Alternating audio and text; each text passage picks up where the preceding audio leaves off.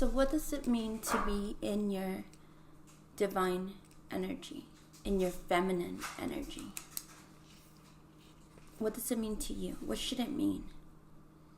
As women, I could tell you I've met a lot of very strong women as a woman, I could tell you I've met a lot of strong women throughout my life so far. One example would be my mom. She's a very strong person. My grandma, both of my grandmas. I've met friends, co-workers that are just strong individuals. So what do we represent as women? I believe we represent strength. And when we come together and could put all the little BS aside that a lot of times, especially when we're around the same age, that ego, that competition, and it's not competition for titles or jobs or anything successful. It's competition for attention, competition a lot of times for pity stuff that we shouldn't be competing for, that we should be feeling closer to each other and embracing each other and empowering one another. A woman, we're nurturers for the most part. I'd say a lot of women are. The ones that I'm talking to, at least, you nurture, you're educated, you make people feel safe, you're loved, your quality, balance, you embody like motivation, higher vibrations. People want to be around you. People want to be part of your group. People want to be like you. Young girls would want to be like you. Motivate people. And I think as women, we have a lot of that. We're very easily, we're very approachable. I've been to the store. I was at the store last week. I was at the grocery store, and there's this young little girl, and I was dressed up and I was looking really cute, and she was just staring at me, and she was like, "You're so pretty." So how come as kids we could compliment each other and we could embrace a lot of times each other, but as we get older we see it as competition, and we have some type of stigma of telling one another, even if it's a complete stranger, not your girlfriend, not the girl you call and has your back, but a random stranger, "Hey, nice hair, your makeup's gorgeous." Or sometimes you see girls that are really, really pretty and you think, "Oh dang, she's really, really pretty." But not always do we say it. Why don't we compliment each other a little bit more? Why don't we embrace each other a little bit more? We're all different. And no one's trying to be like anybody else. At least it shouldn't be, because you'll never be somebody else. You're always just going to be you. I love a lot of aspects. I have 3 sisters. I love a lot of aspects of one, and then other things another one does, and then other things the other one does.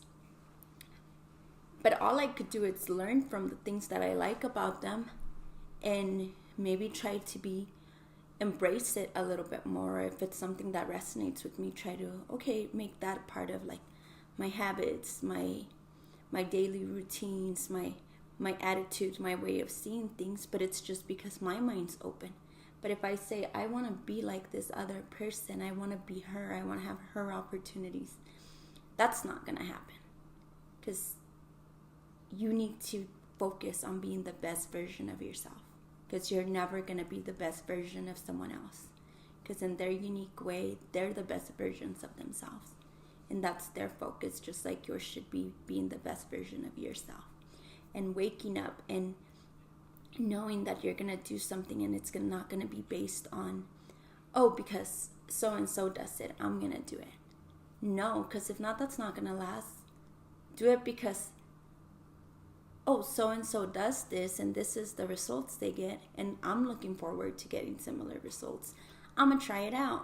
I'm going to call them if I have questions. I'm going to say, okay, I did this. Now how could I move from lifting 10 pounds to lifting 40. You know, just, it's always looking for what's going to improve you, but for you, not improve somebody, improve you to be better or surpass somebody else. Because if not, you're always going to be behind. You're always going to be behind them, and you're always going to be chasing after them. Because as much as you say you're better than them now, you're never going to be them. And they're going to win every time. Just like you're going to win every time when it comes to you being yourself and being true to yourself. And that's also when self-love comes in. And when we all feel self-love for ourselves, I'm not going to go compete with somebody else. Because I know there is no competition. Because the only person I'm competing and I'm trying to be better than she was the day before is myself. So all I could see is, okay, my sister's really good at getting up and she cleans the house and she gets her shit done. I could say, hey, I want my house clean too. I'm going to start waking up at, like how she does, wake up and get that thing out of the way first. Maybe that'll work for me. Maybe it won't. But I'm trying to be better for myself. It's something that I like, and I could say, hey, you're good at this. But at the end of the day, it's something that I'm bettering myself, not me trying to be better than her. So if we all start loving each other, there's nothing wrong with loving yourself and putting yourself first. It's not, selfish is not a bad thing. It's good to be a little selfish and be able to say, this is my expectations, this is what I want, this is what I'm tolerating, this is what I'm not. If someone wants that, hey, and if not, yay, go. They're just blocking your way for somebody else. And that's not just in relationships, that's also friendships. What's the point of having 100 pennies when you could have 2 50-cent coins, or 4 quarters or a whole dollar? It's where your attention goes and your vibrations bring your tribe kind of thing. So it's always about, if you find self-love within yourself, you're going to attract people who are self-loving. And that's going to create your tribe, the type of group that you want. And that's what you should want. And like I said, we just took a girls' trip. It was two of my sisters and one of my girlfriends from work. And we've had fun. We've been playing games. None of us are trying to be better than the other one. None of us are trying to compete with each other. We're each just being the best version of ourselves, trying to eat vegan on the process.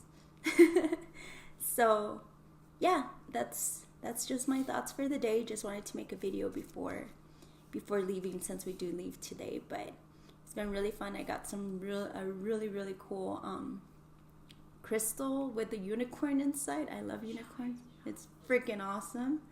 I already put it away. If not, I would show it. So on the next video, you get to see it. So, yeah, and same thing for men. Men are better at that, though, at not competing with each other. They compete when it comes to sports, to physical talking shit. But they're upfront about it. And that's something we women should work on ourselves a little bit. And it awaken that part of us. You're a goddess. You're a fucking queen. So don't take anything less, but you don't need to compete with another one. You don't need to slay every dragon. You could befriend them and add them to your freaking army. That would be a lot more badass. Okay? Have a good one.